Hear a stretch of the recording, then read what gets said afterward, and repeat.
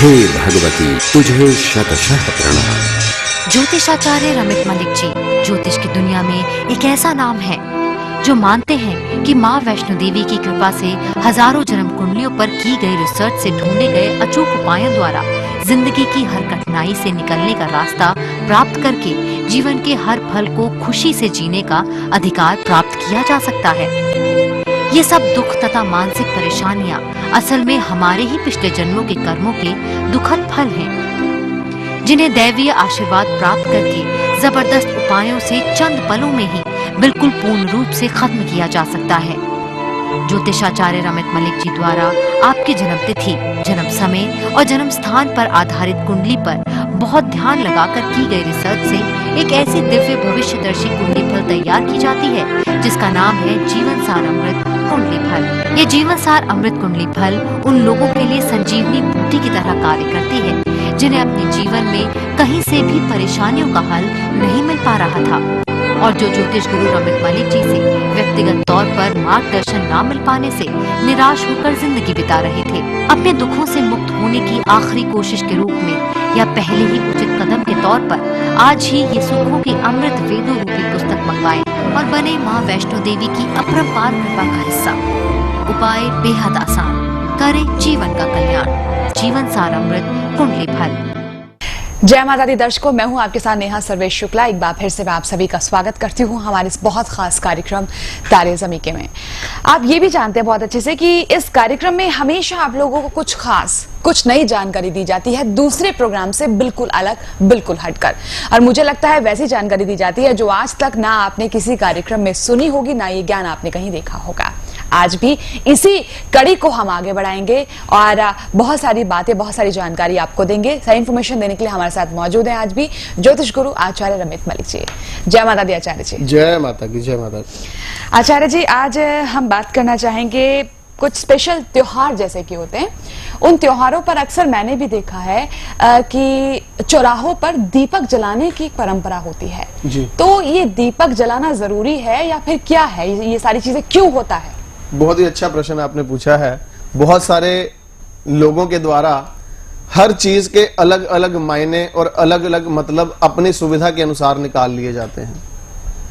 मैं इस बात को अनुभवों के आधार पर कह रहा हूं क्योंकि बहुत सारे लोग एस्ट्रोलॉजर्स के पास जाते हैं। वो कहते हैं कि गुरुजी बड़े परेशानी है, हमारे बच्चे ने रास्ते चौराहे में पड़े हुए दीपक को ठोकर मार दी थी, उसके बाद से उस बेचारे का काम ही नहीं बन रहा है। किसी ने शायद कोई टोटका कर रखा था, कोई टूना जादू कर रखा था, उसके बाद से उसका सारा ग्रह इसके ऊपर आ गया है, हमारा बच्चा तो काम में बिल्कुल फेल हो गया है। कुछ लोग आकर कहते हैं कि जिस दिन से हमारा बच्चा स्कूल जाता था, हमने उसको कन्वेंस पे छोड़ने जा रहे थे, हमारी कन्वेंस के नीचे हमने बाद में देखा कि कोई दीपक टूट गया है, वहां पर कुछ चावल और कुछ फूल पड़े थे, हम उसके ऊपर से निकल गए। उसके बाद से हमारा बच्चा पढ़ने में बिल्कुल पीछे हो गया है, अब इसका पढ़ने की तरफ मन नहीं लगता है। आखिर इन चीजों का क्या मतलब है? आइए इस कार्यक्रम के माध्यम से उस बात को भी आपके सामने पूर्ण तौर पर ओपन कर देते हैं। सबसे पहले ये बात, जैसे कि नेहा जी ने अभी पूछा कि बहुत सारे त्योहार और पर्व ऐसे होते हैं जिसमें एक परंपरा है। विशेष तौर पर दीपावली के दिनों में शायद आप भी, या आप अगर घर के मेल हैं तो आपके घर की गृहिणी भी जरूर चौराहे में जाकर दीपक प्रज्वलित करके आती हैं। और कहा यह गया है कि आप चौमुखा दीपक जो है वो सरसों के तेल का बना हुआ, आप खास तौर पर चौराहे में अपने घर की किसी भी विशेष तौर पर स्त्री के द्वारा जब चौराहे पर प्रज्वलित करवाते हैं, उसका दीपावली के दिन तो खास तौर पर उसका महात्म बताया गया है। क्या औचित्य है इसका, इस बात को भी जान लीजिए। अब उसी सड़क पर, उसी चौराहे पर अगर दीपावली की रात आप खुद जाकर या आपके परिवार की सदस्य किसी प्रकार से चौराहे पर दीपक जगा के आते हैं तो आप कहते हैं कि हमारे बुजुर्ग कहती थी, हमारी सास कहती थी, हमारी सास की सास बताती थी। आखिर उसके पीछे कारण क्या है, ये अगर किसी घर की गृहिणी को पूछो तो उस बेचारी को पता नहीं होता। बस हमारे तो घर में ये चला आ रहा है जी, परंपरा चली आ रही है इसलिए हम ऐसा करती हैं। लेकिन उस परंपरा को पूछने का भी आप कष्ट जरूर करें कि आखिर इस परंपरा का मतलब क्या है। खैर, जो हुआ, अब उस बात का मतलब भी आप समझ लीजिए। जो चौराहा होता है, जो जिसे हम दिशा भ्रमण कहते हैं, खास तौर पर जिसे हम दिग्भ्रम भी बोलते हैं।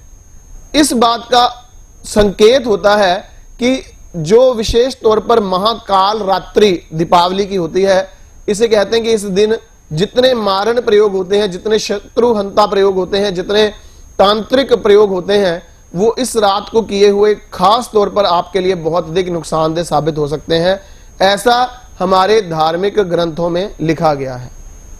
अगर आपने किसी चीज की सिद्धि विशेष प्राप्त करनी है तो भी इस दिन को एक विशेष महात्म्य के तौर पर गिना गया है, क्योंकि एक ऐसा शुभ मुहूर्त है ये महाकाल रात्रि और कार्तिक मास की, ये एक बहुत बड़ा दिन होता है इस प्रकार की सिद्धियों को हासिल करने का।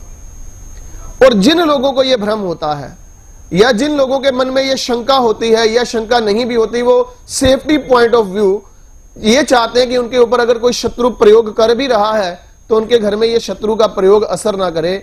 उनके लिए एक सबसे बड़ी बात है कि राहु जो होता है वो भ्रमित बहुत जल्दी होता है, क्योंकि राहु स्वयं उसने भ्रम में डालकर अपने आप को देवताओं में शामिल किया था। चौराहा जो होता है वो एक तरह से इस बात का संकेत होता है कि अगर चौमुखा दीपक वहां जगा दिया जाए, क्योंकि राहु जो है वो खास तौर पर अंधेरे का ग्रह माना गया है, वो अंधेरे का प्रतीक चिन्ह माना गया है। अगर चारों दिशाओं में बत्तियां जगाकर अपने घर के पास बढ़ते हुए किसी चौराहे में सरसों के तेल का दीपक प्रज्वलित किया जाता है तो कहते हैं कि राहु को रास्ता नहीं मिलता आपके घर में आने का। और राहु जो जादू तंत्र आदि का प्रयोग करने में सबसे विशिष्ट ग्रह माना गया है, वो आपके घर का रास्ता भटककर आपके ऊपर बेअसर हो जाता है। इसलिए इस बात की प्रथा आपके कुल की स्त्रियां पुराने समय से चलाते आ रही हैं। ये बात अब आज के बाद आपको याद रखनी है। कोई आपसे पूछे कि चौराहे में आप दीपक क्यों जगाती हैं आप अमावस्या वाले दिन, खास तौर पर जो दीपावली की अमावस्या होती है, तो उसका उत्तर अब आपके पास होना चाहिए कि जादू तंत्र या किए गए नेगेटिव प्रयोगों से अपने घर को सेफ साइड करने के लिए, राहु को भ्रमित करने के लिए चौमुखा दीपक जो है वो सरसों के तेल का वो चौराहे में जगाने का, प्रज्वलन करने का खास तौर पर एक पूर्ण तौर पर वक्तव्य हमें हमारे जो पूर्वजों के द्वारा लगातार देता आ रहा है, उस कार्य को इसलिए आपने पालन करना होता है। लेकिन सुबह वही चौराहा उस बुझे हुए दीपक, बत्तियों, सरसों के तेल और वहां पर फैलाए हुए प्रसाद के द्वारा पूरी तरह से ऐसा लगता है कि बिल्कुल गंदगी फैली हुई है, क्योंकि आप लोग प्रज्वलित कर तो आए लेकिन उसके बाद आप उसको वहां से उठाकर उसे साफ सुथरी जगह पर या किसी तरह से, अगर आप हम कहें कि उसे जल प्रवाह करने वाले सामान में या किसी प्रकार से आपने उसको किसी तरह से कूड़े में, डस्टबिन में नहीं फेंका है, तो वही चौराहा आपका सबसे गंदा चौराहा और उस गंदगी पर राहु का खास तौर पर सबसे अधिक अधिकार हो जाता है। मतलब ये कि आप खास तौर पर जो ये दीपक प्रज्वलित करके आते हैं, जब वो महाकाल रात्रि है, जब तक वो दीपक प्रज्वलित रहता है तब तक आपकी सेफ्टी का प्रतीक, और उसके बाद जब वो गंदगी का प्रतिरूप अख्तियार कर लेता है, उसके बाद खास तौर पर उसके ऊपर से निकलना कहीं ना कहीं आपके ऊपर ऐसा प्रभाव छोड़ता है कि नेगेटिव ओरा से आपके घर और आपकी खुद की पॉजिटिव ओरा डिस्टर्ब होती है। ये बात ध्यान रखना। और विशेष पर्व के दिन बगैर अगर आपको किसी प्रकार से कोई भी चौराहे पर इस तरह की कोई चीज पड़ी हुई मिलती है तो वो निश्चित तौर पर किसी ना किसी तरह से किसी के द्वारा उपाय के रूप में करवाया गया एक ऐसा प्रयोग है जिससे बाकी किसी का नुकसान होता है तो होने दो, ये सोच के द्वारा उस प्रकार की स्थिति कही गई है। और आज जब हमारे प्रधानमंत्री स्वयं झाड़ू हाथ में लेकर ये कहते हैं कि स्वच्छ भारत चाहिए, वहां पर तो ये निश्चित तौर पर एक बहुत बड़ा कुत्सित कार्य है। इसलिए ऐसे किसी कार्य में आपने शामिल नहीं होना है।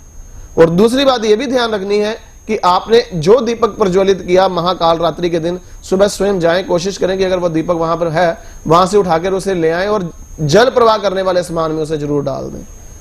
आपके घर में अगर किसी प्रकार से किसी पारिवारिक सदस्य के द्वारा चौराहे में पड़ी हुई ऐसी किसी जगह के ऊपर से वो निकल गए हैं या ऐसे किसी चीज के ऊपर से वो अगर गलती से या जानबूझकर ठोकर मारकर निकल गए हैं, तो उसका आपको राहु के प्रभाव का निश्चित तौर पर संकेत जिंदगी में समझना चाहिए। और सबसे बढ़िया उपाय है कि जमीन के नीचे से जो सब्जियां निकलती हैं, चाहे वो आलू है, शकरकंदी है, मूलियां है, गाजर है, चुकंदर है, शलगम है, अरबी है, जिमीकंद है, अदरक है, ऐसी कोई भी चीज जो जमीन के नीचे से निकलती है, उसमें से कोई 4-5 तरह की सब्जियां आप किसी भी लंगर या भंडारे के स्थान पर दे आइए, जिससे इस प्रकार के नेगेटिव परिस्थितियों से आपका बचाव और आपके परिवार का बचाव हो सकता है।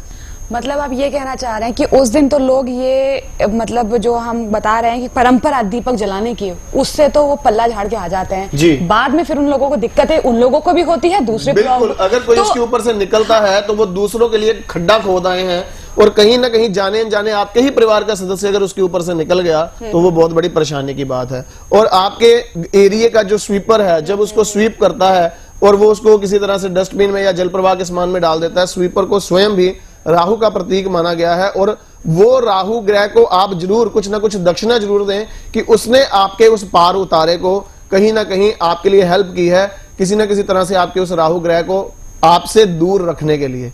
अर्थात जो खासतौर पर हमारे शास्त्र या हमारे जो खासतौर पर धर्म ग्रंथ या ज्योतिष की जो विशेष प्रिंसिपल्स हैं, उसमें हर अपने साथ जुड़े हुए व्यक्ति को जो खुश रखने के लिए आपको उपाय दिए जाते हैं, उसमें आपको स्वीपर को भी या खास तौर पर अगर किसी प्रकार से कोई आपके साफ सफाई, आपके घर की मेड या घर के सर्वेंट जो है वो आपके लिए जो हेल्प करते हैं, उनको प्रसन्न रखना एक तरह से राहु को प्रसन्न करने योग्य माना गया है। हालांकि वक्त एक छोटे से ब्रेक का हो रहा है, पर एक सवाल फिर भी मैं आपसे पूछ रही हूँ यहाँ पर कि लोग नेगेटिव शक्तियों के अटैक से बचने के लिए ये सब कुछ करते ताकि वो सेफ साइड में रहे और उनका परिवार भी सेफ साइड रहे। तो यहाँ पर क्या सिर्फ यही एक ऑप्शन है इन तमाम चीजों से बचने का, सिर्फ यही वाला दीपक? ऑप्शंस बहुत हैं, लेकिन कहते हैं कि कुल की परंपराओं को तोड़ने के लिए कोई तैयार नहीं होता, लेकिन कुल की परंपराओं के बारे में अधूरी जानकारी है, आपको उस जानकारी को भी पूर्ण तौर पर आप पूर्ण करें अपने सास से स्वयं, या अगर सास से कोई और बुजुर्ग है उससे जरूर पूछे कि ये परंपरा आखिर क्यों, और उसमें जहां कहीं कोई कमी रह गई है उस कमी को आप दूर करने की कोशिश करिए। उस कमी को दूर करने का मतलब कि आज जब सफाई मिशन में हमारा सारा भारत जुड़ रहा है तो हम क्यों पीछे रहें। इसलिए उस दीपक को जो आप प्रज्वलित करके आए थे, सुबह आप दक्षिणा देकर स्वीपर को बोलें कि कृपया ऐसे आप एक साइड पर कर दीजिए या ऐसे आप जल प्रवाह के समान में डाल दीजिए, यही जरूर करें। उसे नहीं कहना तो आप स्वयं अपना दीपक जो रात को जगा के आई थी आप ले आए, उसे मंदिर में या किसी अपने तरह से घर में जो सामान जल प्रवाह का रखा है उसमें आप जरूर डालें। यही तो डर है लोगों के अंदर, क्योंकि वहां पे जब वो सुबह जाते इतनी सारी चीजें वहां पर मौजूद होती है, उनको डर लगता है कि कहीं हम किसी को छू ना ले, किसी को पैर से ठोकर ना लग जाए, कहीं ये नेगेटिव हमारे ऊपर ही शक्ति ना आ जाए। खैर, हम तो ये कहेंगे आपसे कि ऐसा कोई काम ना करे जिससे कि दूसरों को तकलीफ हो, जिससे कि दूसरे परेशानी में घिर जाएं। हमेशा काम वो करें जो कि आप लोगों के लिए भी सहूलियत वाला हो और दूसरों को भी परेशानी ना दे। इस कार्यक्रम में वाकई में बहुत ही बेहतरीन ये चर्चा चल रही, चर्चा को हम आगे बढ़ाएंगे, छोटा सा ब्रेक लेना, कहीं में जाएगा, चल लौट रहे हैं। अगर आप ज्योतिष विद्या में रुचि रखते हैं तो नक्षत्र astro research and study centre शुरू करने जा रहा है दिल्ली में ज्योतिष की कक्षाएं। आप पत्राचार यानी कॉरेस्पॉन्डेंस के जरिए भी ज्योतिष विद्या सीख सकते हैं। अधिक जानकारी के लिए संपर्क करें वीना नंदा जी ज्योतिषाचार्य 09999886471। जय माता दी दर्शकों, मैं हूं आपके साथ नेहा शर्मा और मैं एक बार फिर आप सभी का बहुत बहुत स्वागत करती हूं हमारे इस खास कार्यक्रम तारे ज़मीं के में। मैं इस कार्यक्रम में हमेशा कहती हूं कि हमारे साथ मौजूद हैं ज्योतिष गुरु आचार्य रमित मलिक जी। बिल्कुल, आज भी हमारे साथ आचार्य जी मौजूद हैं, लेकिन आचार्य जी के साथ साथ आज हमारे साथ मौजूद हैं स्पेशल गेस्ट। जी हाँ, आप जानते हैं लगातार मैं बात करती हूँ कि अगर आपको ज्योतिष की कक्षाओं के बारे में कोई भी जानकारी चाहिए तो आप वीना नंदा जी से संपर्क कर लीजिए। तो चलिए, आज हमारे साथ इस कार्यक्रम में वीना नंदा जी भी मौजूद हैं, जो कि हमें बताएंगी कि कैसे उनके मन में ये ख्वाब आया कि ज्योतिष की कक्षाओं को शुरू किया जाए और लोगों को ये ज्ञान दिया जाए। शुरुआत करेंगे इस कार्यक्रम की और स्वागत करेंगे वीना नंदा जी का और आचार्य जी का। वीना नंदा जी, बहुत बहुत स्वागत है आपका। जय माता दी। जय माता। आचार्य जी, जय माता दी। जय माता दी। वैसे तो इस कार्यक्रम में हम अक्सर सवाल में शुरुआत आपसे करती हूँ, लेकिन आज इस कार्यक्रम की शुरुआत में वीना नंदा जी से सवाल करके करना चाहूंगी। अगर मैं आपकी बात करूं तो आप इस ज्योतिष के फील्ड में कब से हैं? मैं कम से कम 10 साल हो गए हैं मुझे इस लाइन में, और पहले मैं वकालत करती थी और उसको छोड़ के मैंने ज्योतिष ऑप्ट किया क्योंकि मुझे इसमें बहुत दिलचस्पी है और रुचि भी है। तो मैं चाहती हूँ कि और जो लोग इस विद्या को सीखना चाहते हैं उनको हम किसी तरह से मदद कर सके तो हमें बहुत खुशी होगी। मतलब पहले आप वकालत करती थी, एकदम से आपने अपना फील्ड चेंज कर दिया और अब एस्ट्रोलॉजी में लगता है काफी दिलचस्पी है आपका एस्ट्रोलॉजी में। चलिए, तो काफी कुछ सीखने के लिए मिलेगा दर्शकों आपको आचार्य जी के मार्गदर्शन में, तो आप सीख ही रहे हैं, साथ ही साथ वीना नंदा जी का भी मार्गदर्शन अब आपको बहुत जल्द मिलेगा। अच्छा, अगर हम इन कोर्सेज के ड्यूरेशन की बात करते हैं तो कितने कितने वक्त के, कितने कितने दिनों के कोर्सेज हैं? ये 3 महीने का कोर्स है। हफ्ते में 2 दफा इसकी क्लासेस लगती हैं। एक क्लास मैं लेती हूँ, एक क्लास रमित जी लेते हैं, और 25 क्लासेस टोटल होंगी इसकी। और हम पत्राचार के द्वारा भी जो दिल्ली में रहकर नहीं सीख पा रहे या नहीं आ सकते, उनको हमने पत्राचार द्वारा सिखाने का बीड़ा उठाया। चलिए, तो बहुत अच्छी बात है। मतलब अब ज्योतिष है क्या, क्योंकि ज्योतिष की परिभाषा की अगर हम बात करें तो काफी सारे मत है इस ज्योतिष को लेकर, लेकिन असल में इन कक्षाओं के द्वारा आप जान सकेंगे ज्योतिष को। ज्योतिष सच में बहुत ही बेहतरीन साइंस है जो सिर्फ और सिर्फ आप लोगों की परेशानियों के समाधान के लिए बनी हुई है, आप लोगों के मार्गदर्शन के लिए बनी हुई है। और मुझे लगता है कि जब से ज्योतिष की कक्षाओं की हम लोगों ने बात छेड़ी है, इतने सारे फोन कॉल आपके पास भी आते हैं, हमारे पास भी ढेर सारे फोन कॉल आते हैं। साधारण अगर मैं व्यक्तियों की बात करूं, आम जनता की, तो कैसे जुड़ सकते हैं वो आप तक? जो टेलीफोन नंबर्स दिए हैं उन पे आप हमें कॉल कर सकते हैं। लुधियाना के नंबर्स हैं, उन पे कॉल कर सकते हैं और फिर हमसे संपर्क कर सकते हैं। मतलब जो टीवी स्क्रीन पर लगातार दर्शकों आप नंबर्स फ्लैश किए जाते हैं, और नंबर पे आप कॉल करके अधिक जानकारी हासिल कर सकते हैं। और जैसे कि आप जानते हैं कि हर एक कार्यक्रम तारे ज़मीं में मैं आप लोगों को यही कहती हूं कि वीना नंदा जी के नंबर्स आपकी टीवी स्क्रीन पर है, नंबर पे भी आप फोन कर सकते हैं। साथ ही साथ जो हमारी संस्था के नंबर आपकी टीवी स्क्रीन पर चलते हैं, वहां पर भी आप फोन करके ज्योतिष की क्लासेस के बारे में अधिक जानकारी हासिल कर सकते हैं। और मैं आप दोनों का बहुत बहुत शुक्रिया अदा करना चाहूंगी कि ये ज्योतिष की क्लासेस शुरू करने का विचार जो आप लोगों के मन में आया है, ताकि लोगों को जो इसका अपार अपार अपार ज्ञान जो मिल रहा है, मुझे लगता है कि लोग उसका लाभ जरूर उठाएंगे। फिलहाल आज के इस कार्यक्रम में इतना ही, और बहुत बहुत शुक्रिया आपका यहाँ पर आने के लिए। आचार्य जी, आपका भी शुक्रिया। आपसे चाहेंगे इजाजत। जय माता दी।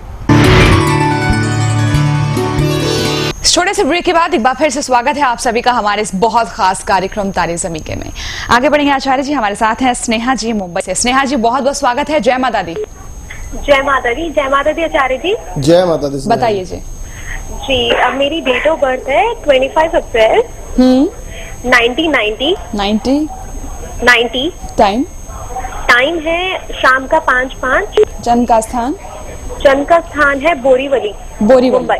फाइन, आप सवाल पूछे। जी, मुझे अपने करियर के बारे में जानना है। हाँ, क्या जानना है? जी, जहाँ पे मैं जॉब कर रही हूँ वहाँ पर मुझे कब तक प्रमोशन मिल जाएगा, वो सारी जानकारी जानना चाहती हूँ। जय माता दी स्नेहा जी। जय माता दी। आपका 25 अप्रैल 1990 और 5:05 इवनिंग का टाइम है, बोरीवली मुंबई का। जी। आपका कन्या लगन और मेष राशि का प्रभाव है भरणी नक्षत्र में। स्नेहा, आपने पहले किसी से कुंडली दिखाई है क्या? जी नहीं। आपकी जो जन्म पत्रिका है, आप इस बात की डे ड्रीमिंग छोड़ दें कि आपको कोई प्रमोशन या प्रोग्रेस मिलने वाली है।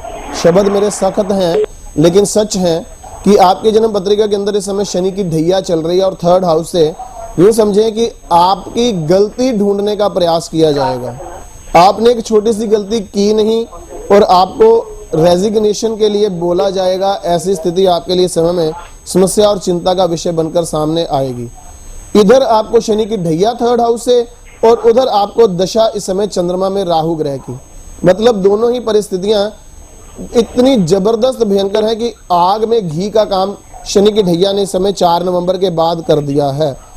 एक अजीब सा हर वक्त डर, घबराहट, नेगेटिविटी, हर तरह से आपके मन पर एक परेशानी और चिंता का विषय बना रहेगा। ऐसी स्थिति आपकी जन्म पत्रिका के अंदर इस समय में ग्रहों का खेल खेलती हुई नजर आती है। एक बात मैं उपाय के तौर पर आपको जरूर देना चाहूंगा, लेकिन उससे पहले मैं 2 बातें मैच करना चाहता हूं कि क्या आपकी फैमिली में नजदीकी रिश्तों में किसी को ब्रेन की, न्यूरो की, एपिलिप्सी की कभी कोई प्रॉब्लम रही है क्या? जी। किसे रही है वो प्रॉब्लम, और उसके आपका पहला अल्फाबेट जानना चाहता हूँ। जी, पहला अल्फाबेट है एस और ताईजी को। ओके, एक बात तो ये जाननी जरूरी थी। दूसरी बात एक और मैं आपसे जानना चाहूंगा, ये भी बात बड़े ध्यान से सोच समझ कर बताना, क्योंकि अमूमन आज की जनरेशन को अपने परिवार के कहीं जो एक रिश्ते से अलग दूसरे थोड़े रिश्ते होते हैं, थोड़े से दूर के रिश्ते होते हैं, उनके बारे में ज़्यादा पता नहीं होता। फिर भी अगर आप बता सकें तो कोई ऐसा रिश्तेदार है आप लोगों का जिसको ज्योतिष का या मेडिकल लाइन से कोई संबंध हो, इस तरह की कोई स्थिति हो?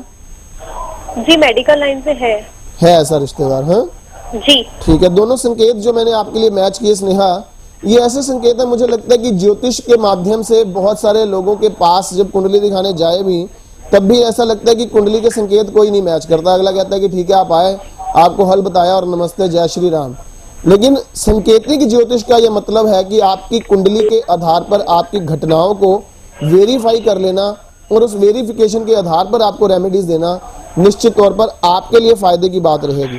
और आपके लिए फायदे की बात यह है कि उसके उपाय आपको बड़े सटीक तौर पर सीधा असर करने वाले मिलेंगे। मुंबई में मेरे बहुत सारे क्लाइंट्स हैं, मैं जल्दी मुंबई में आ भी रहा हूं, लेकिन उससे पहले आप अपना उपाय जो है वो आप ध्यान में रखिएगा। क्या उपाय करना है आपने वो भी सुनिए।